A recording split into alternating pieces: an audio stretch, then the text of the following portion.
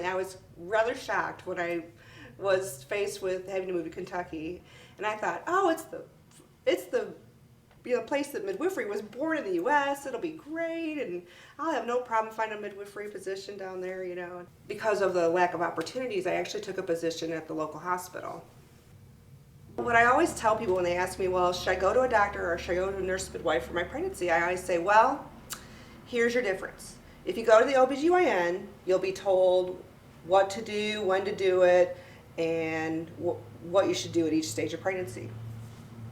If you go to a nurse midwife, it's much more like going through your pregnancy with your best friend who explains everything, all the options. You get all the same testing, everything you can get with the OBGYN, but you know why you're doing it, what are the benefits or the risks to each one of those things that you choose to do, and it's just much more of a relationship. A midwife is always going to focus that what you want to get out of your pregnancy and birth is what you should get. Really, women need to choose who they are comfortable with. That's so key, that the woman be very comfortable with who they choose, and they have the freedom to choose to go to that OBGYN. If that's where they feel comfortable, that's really what they're going to need to do. Birth and delivering your baby can be such an empowering process, such an in-the-moment thing, that I don't think we appreciate what it is that we're doing, the strength that it takes. They don't call it labor for no reason. It's a lot of work. Who attends you, how comfortable you are, all that affects labor. If you're in that labor and you're where you need to be and you're with all the people who make you feel safe, your labor is probably going to go fairly quickly and become, not as uncomfortable for you, much more tolerable. Everything will flow.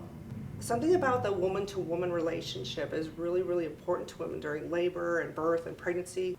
And that medical model is a very paternalistic, we will protect you and save you and keep you, where that's not true.